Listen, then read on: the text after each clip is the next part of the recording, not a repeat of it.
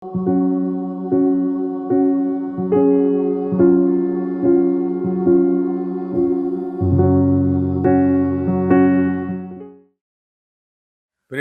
யாவருக்கு ஆண்டவராக இயேசு கிறிஸ்து நாமத்தினால் அன்பு வாழ்த்து தெரிவித்துக்கிறேன். கர்த்தர் தாமே உங்களை ஒவ்வொருத்தரையும் அவருடைய நேரின் பிரகாரம் வழி நடத்துவாராக. கர்த்தர் நமக்கு முற்றிலும் போதுமானவர் என்ற தலைப்பின் கீழ் வேத வசனத்தை தியானித்து வருகிறோம். கர்த்தர் எனக்கு முற்றிலும் போதுமானவர். எரேமியா 33 அதிகாரம் 6 வசனத்தை வாசிக்கும் பொழுது, நான் அவர்களுக்கு சௌக்கியத்தையும் ஆரோக்கியத்தை வர பண்ணி பரிபூர்ண சமாதானத்தையும் சத்தியத்தையும் வெளிப்படுத்துவேன் என்று சொல்லி வாக்கு பண்ணியிருக்கிறார். நம்முடைய தேவன் வாக்கு தத்தத்தில் உண்மையுள்ளவராக இருக்கிறார். நாம் கிறிஸ்து இயேசுக்கள் தேவனரில் வாக்கு தத்தங்களால் நமக்கு ஆமீன் என்றும் இருக்கிறபடினாலே அவர் நமக்கு சௌக்கியத்தையும் ஆரோக்கியத்தை வரப்படுகிறவராக இருக்கிறார். வியாதி வந்தால் சுகமாக்குறவராக இருக்கிறார். ஆரோக்கியமாக வியாதி இல்லாதபடி வாழ வைக்கிறவராக இருக்கிறார்.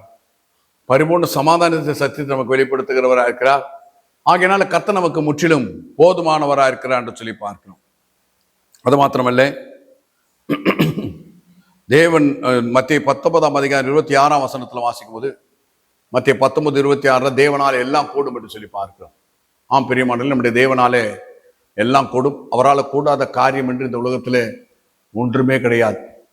என்னால் செய்யக்கூடாத அதிசயமான காரியம் ஒன்று உண்டோ என்று சொல்லி அவர் கேள்வி கேட்கிறார். ஆகினால் தேவனாலே எல்லாம் கூடும்.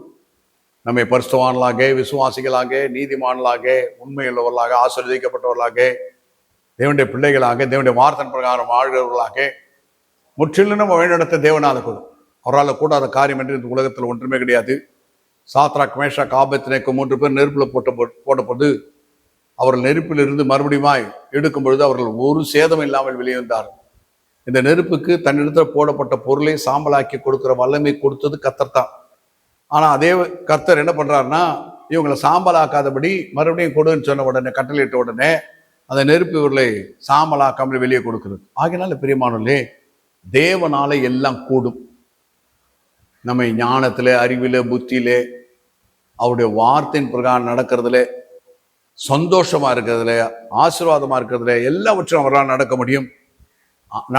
ஆகினால தான் கர்த்தர் நமக்கு முற்றிலும் போதுமானவர் என்று சொல்லி பார்க்கிறோம். சங்கீதம் 121:8 வாசிக்கும் போது, கர்த்தர் உன் போக்கையும் வரத்தையும் இது முதற்கொண்டு என்றைக்கு காக்கிறவராக இருக்கிறார். ஆம் பிரியமானவர்களே, கர்த்தர் நம்முடைய போக்கையும் வரத்தையும் இது முதற்கொண்டு என்றைக்கு காக்கிறவராக இருக்கிறார்.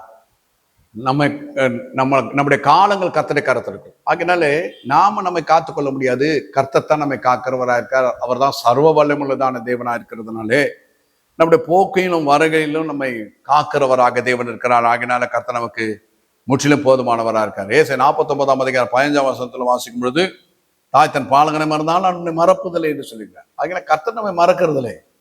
கர்த்தர் நம்மை மறந்தா தான் நமக்கு பிரச்சனை. கர்த்தர் நம்மை மறக்கிறதில்லை. நீ என்னால் மறக்கப்படுவதில்லை என்று சொல்லியிருக்கார். ஆகையினால தப்பான பாடல்லாம் பாடக்கூடாது, தப்பான அறிக்கையெல்லாம் செய்கிறவர்களா இருக்கக்கூடாது. நீங்க மறந்துடாதீங்க, நீங்க மறந்தா அவ்வளவுதான் சொல்லாதீங்க. ஏன்னா கர்த்தர் வாக்கு பண்றாரு, நான் மறக்கிறது இல்லைன்னு. நம்மளுடைய ஆடுகள் அவருடைய சத்தத்துக்கு தான் நம்ம செவி கொடுக்கணும், அந்நிய சத்தத்துக்கெல்லாம் செவி கொடுக்க கூடாது. ஆகையினால கர்த்தாவே, நீர் என்னை மறக்காது இருக்கிறதுக்காக உமக்கு நன்றி ஆண்டவரே. நீர் என்னை மறப்பதில்லை, அதுக்காக நன்றி என்று சொல்லி தேவனை ஆராதிக்கக்கூடியவர்களாக இருக்கணும். ஆகினாலே கர்த்தர் நமக்கு முற்றிலும் போதுமானவராக இருக்கிறான்னு சொல்லி பார்க்கிறோம். 1 பேதுரு 1 அதிகாரம் 23 வசனத்துல வாசிக்கிறோம், என்றென்றைக்கு நிற்கிறது ஜீவனுள்ள தேவனுடைய வசனத்தினால் நம்மை ஜெனிப்பித்திருக்கிறான்னு சொல்லி பார்க்கிறோம். நாம் அழிவில் வித்தினால் அல்ல, அழியாத வித்தாகிய தேவ வசனமாகி வித்தினால மறுபடியும் ஜெனிப்பிக்கப்பட்டு இருக்கிறோம். இப்போ தேவனுடைய வசனத்தை அழிக்கிறதுக்கு யாருக்குமே வல்லமை கிடையாது. ஆகையினால் தேவனுடைய வசனத்தினால பிறந்ததான நம்ம ரட்சிப்பை இழந்துடுவோம்னு சொல்ல முடியாது.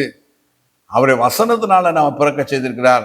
அவருடைய வசனம் நம்மை நடத்துகிறதா இருக்கிறது.